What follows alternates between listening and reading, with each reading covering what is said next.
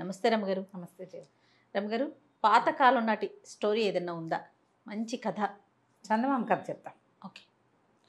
పూర్వం ఒక భార్య భర్త ఉండేవాళ్ళట, రామయ్య రాధమ్మ. చాలా కాలం పిల్లలు పుట్ల వాళ్ళకి. పాపం తీర్థయాత్రలు చేద్దాం, ఏ తీర్థంలో ఏ మహాత్యం ఉందో ఎక్కడైనా పిల్లలు పుడతారనుకున్నారు. ఇప్పట్లాగా 35 ఏళ్ళు వచ్చాక పెళ్ళిళ్ళు కాదు కదా. అప్పుడు ఆవిడకి 8 ఏళ్ళు, ఆయనకి 11-12 ఏళ్ళకే పెళ్ళిళ్ళు అయిపోయినాయి. 10-15 ఏళ్ళ తర్వాత 20 ఏళ్ళ తర్వాత కూడా పిల్లలు పుట్ల. అలాగైనా వాళ్ళకి ఎక్కువ వయసులు లేవు, 30లో ఉన్నారు. సరే తీర్థయాత్రలు మొదలుపెట్టారు. కొంచెం ధనికులే వాళ్ళు. అయితే ఏమైంది, కాశీ నగరానికి వెళ్ళారు. యాత్రలో చివరిదనమాట. కాశీ నుంచి ఇంటికి వచ్చేయాలి.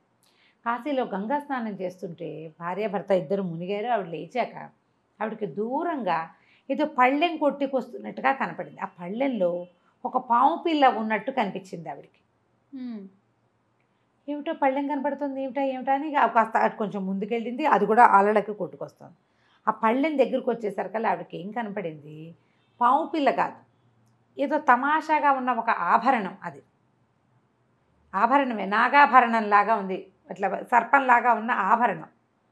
ఓహో సరే బాగానే ఉంది. ఆవిడ ఏం చేసింది, భగవంతుడు ఏదో ఇంతమంది ఉంటే నాకే కనపడింది, నా చేతి ఈవిడ దగ్గరికే వచ్చింది కూడా. పట్టుకుని ఇంటికి తీసుకొచ్చింది. వాళ్ళు ఒకరు గది తీసుకుని బస ఉన్నారు. రేపొద్దున దేవాలయంలో వేసేద్దాం అనుకుంది. ఇది సాయంకాలపు సంగతి అన్నమాట. అయితే అది పెట్టి అక్కడ పెట్టుకునేసరికల్లా తెల్లవారేసరికి ఆ బంగార పళ్ళెంలో ఆ ఆభరణం కాస్త ఒక పిల్లాడిగా మారిపోయి ఉంది. మగ పిల్లవాడు. ఆశ్చర్యపోయారు, ఏమిటి ఇట్లా విచిత్రంగా ఇలా పిల్లవాడు అయిపోయాడు.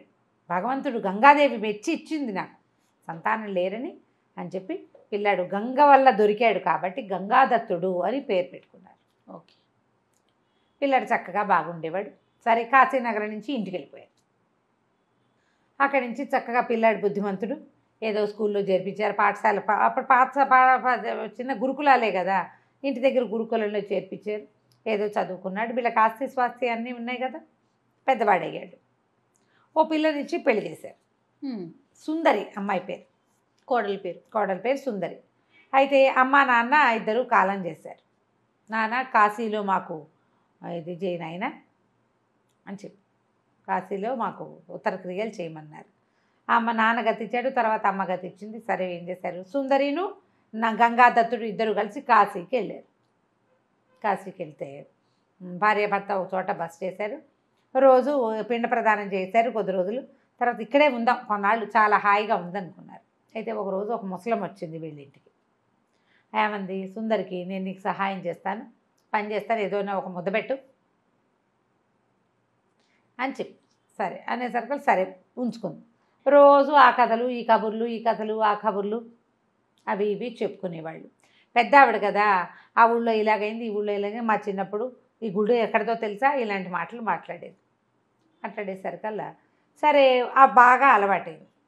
ఒకరోజు ఏమన్నది, ఏమే పిల్ల, మీ ఆయన నీతో మనసిచ్చి ఉంటాడు, భార్యాభర్తలు అంటే మనసిచ్చి పుచ్చుకోవాలి అంది. మేమంతా మనసిచ్చి పుచ్చుకున్నాం అంది సుందరి. ఏం మనసిచ్చి పుచ్చుకున్నావు, మీ ఆయన ఎక్కడ పుట్టాడో తెలుసా నీకు? ఏమో మా అత్తగారికి పుట్టుంటాడు, ఇంకెక్కడ పుడతాడు, ఏమో అందరం ఎవరి ఊళ్ళో వాళ్ళు పుడతారు. కాదు, మీ ఆయన ఎక్కడ పుట్టాడో తెలుసుకో, అది కదా తెలియాలి. పెళ్లి సంబంధానికి వచ్చినప్పుడు మీ అత్తగారు మీ ఊరేది, మీ పేరేది, మీ అమ్మమ్మ ఊరు, మీ అమ్మ వాళ్ళ మాతామహులు, మీ నాన్న మాతామహులు అవన్నీ కనుక్కోలే. మరి నువ్వు అడిగావు మీ ఆయన ఎప్పుడైనా అంటే అడగలేదు. మరి అడుగు అనేసరికల్లా సరే ఈ పిల్ల ఏం చేసింది, భర్తని అడిగింది, నువ్వు ఏ ఊళ్ళో పుట్టావు, నువ్వు ఎక్కడ పుట్టావు అని అడిగేసరికల్లా ఇతను ఆలోచిస్తూ ఉండిపోయాడు. నాకు గుర్తొచ్చింది అని లేచి గబగబా నడుచుకుంటూ గంగానది వైపు వెళ్ళిపోయాడు. వెళ్ళిపోతే ఏమిటి గుర్తొచ్చిందని వెళ్ళిపోతున్నాడు బెరబెరా అని వాడు వెనకాలే వెళ్ళింది పరిగెత్తుకుంటూ. అతను ఏం చేశాడు, బుడుంగమని గంగలో మునిగిపోయాడు. అయ్యో, దూకేశాడు, గంగలోకి వెళ్ళిపోయాడు. అయితే ఈ మొగుడు వెనకాలే వెళ్ళినటువంటి ఈ అమ్మాయి కూడా అతను ఎక్కడ దూకాడో అక్కడ దూకేసేసింది. దూకేసరికల్లా ఈ అమ్మాయి కిందకి వెళ్ళిపోయింది, వాడు కిందకి వెళ్ళిపోయాడు. ఎక్కడో ఒక పక్కన పడిపోయి ఉంది. చాలాసేపటికి మెలకు వచ్చి చూసుకుంటే అదేదో వేరే లోకంలాగా ఉంది. అదేం లోకమో తెలియలే, తిరుగుతోంది అటు ఇటు. ఆ కుర్రాడు ఏమయ్యాడో దానికి తెలియలే. బగుడు కోసం అటు వెతుక్కుని ఇటు వెతుక్కునేసరికల్లా సరే ఆ ముసలమ్మ కనపడింది ఒక చోట. కనపడితే ఏడ్చింది, మా ఆయన ఎక్కడ పుట్టాడో కనుక్కో అని చంపావు. ఆ కనుక్కుంటే ఆయనేమో గంగలో దూకేసేసాడు, వెనకాల దూకేసా, నేను చచ్చిపోయి స్వర్గానికి చేరానేమో, నువ్వెలా చచ్చిపోయావే అవ్వా అని అడిగింది. నేను చచ్చిపోలేదే పిల్ల, నేను బతికే ఉన్నానంది. నువ్వు బతికే ఉన్నావంటే ఎట్టా బతుకున్నావు, నీళ్ళలో దూకితే బతుకుంటావా? మా ఆయన ఏమైపోయాడు, చచ్చి ఏ స్వర్గం వెళ్ళిపోయాడు, నేను ఈ స్వర్గంలో ఉన్నా, వాడు ఇంకే స్వర్గానికి పోయాడు అని ఏడుస్తుంది. ఏడ్చేసరికల్లా ఆ ముసలమ్మంది, కాదమ్మా కాదు, నువ్వు ఆయన స్వర్గానికి వెళ్ళాల, నువ్వు స్వర్గానికి వెళ్ళాలా, నేను స్వర్గానికి వెళ్ళాలా, అందరం ఒకచోటే ఉన్నాం అని చెప్పి, మీ ఆయన నాగరాజు కుమారుడు. మా నాగరాజుకి భార్యతోటి ఒక్కటే ఎగ్గు, ఒక్క కుమారుడే కలిగాడు. అయితే పిల్లాడు చచ్చిపోయినట్టు కనపడితే అయితే బ్రహ్మదేవుడి దీనివల్ల ఎండలో పెడితే, సూర్యకిరణాలు చూపిస్తే పిల్లవాడు బతుకుతాడని బంగారు పళ్ళెంలో పిల్లాన్ని పెట్టి నా చేతికి ఇచ్చారు. నేనే దాదిని. సరే నేనేం చేశాను, మాకు పాతాళంలో ఎండ ఎట్లా ఉంటుంది, పాతాళానికి సూర్యుడు చేరడు, భూమి మీద ఉంటాడు, సూర్యుడు ఎక్కడ ఉంటాడు, అదే భూమికే ఆ అవకాశం ఉంది, సూర్యుడు అవకాశం. అందుకని ఏం చేశాను, గంగానదిలో నుంచి పైకి వచ్చి అలల మీద పెట్టాను. ఎండ ముదిరేసరికి కంగారు పడి తలదాచుకోవడానికి నీటిలోకి వెళ్ళేసరికల్లా నీటి వరవడికి పళ్ళెం కొట్టుకుపోయింది. ఆ పళ్ళెం వీళ్ళకి దొరికింది. మానవ స్పర్శతోటి పిల్లవాడేమో మానవ రూపాన్ని ధరించేశాడు. పిల్లాడు బతికి వాడు మనిషి అయిపోయాడు. అయితే అసలు రాజుగారు లబోదిబ్బమన్నాడు. ఆవిడ భార్య విపరీతంగా ఏడ్చింది. అయితే మహాముని ఒక ఆయన వచ్చి, పిల్లాడు పెద్దవాడయ్యాక అతని జీవితం ఎక్కడ పుట్టాడు అనేది గుర్తు చేస్తే జ్ఞాపకం వస్తుంది, వెనక్కి వస్తాడని చెప్పాడు. అందుచేత నేను వచ్చి ఆ విషయం గుర్తు చేయటం కోసం, ఎవరికో ఎలా తెలుస్తుంది, నాకే తెలుస్తుంది, నాగరాజు వాళ్ళకి తెలియదు, ఈ పిల్లాడు ఎక్కడ తప్పిపోయాడో నాకు తెలుసు.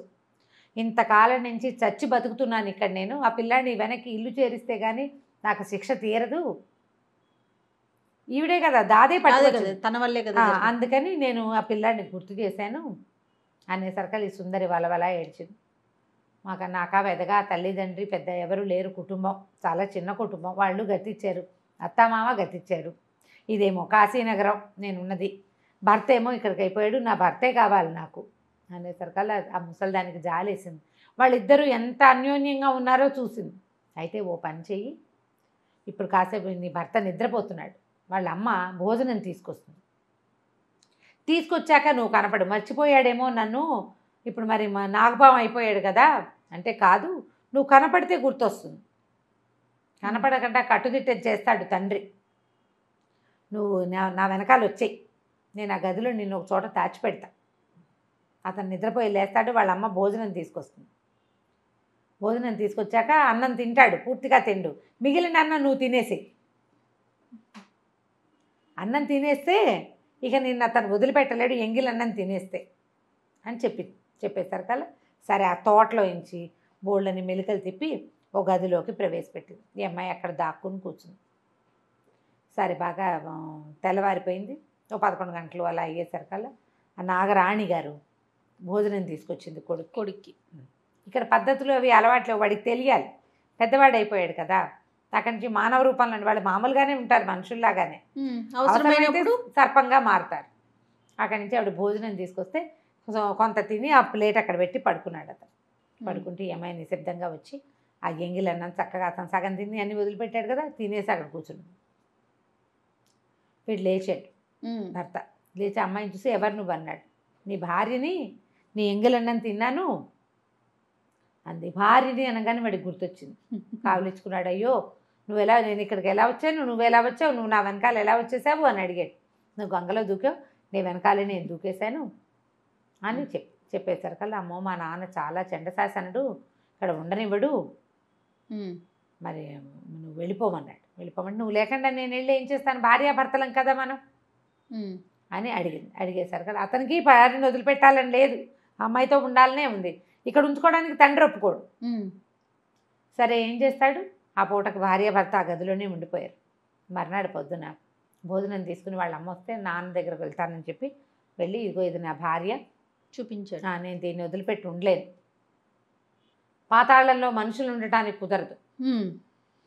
సరే ఆయన ఏమన్నాడంటే, ఇక భార్యాభర్తల బంధం ఇంత బలమైంది, అమ్మాయి నీ వెనకాల గంగలో దూకొచ్చేసింది, సరే నువ్వు భూమి మీదకి వెళ్ళిపో, కొడుకుని వెళ్ళిపో, మీ ఇద్దరు హాయిగా మీ దారిని మీరు ఉండండి, కాలం తీరిపోయాక వచ్చేద్దు కానీ అని చెప్పి మళ్ళీ వీళ్ళని గంగలోంచి తేలించి కాశీనగరంలో ప్రత్యక్షం చేయించారు.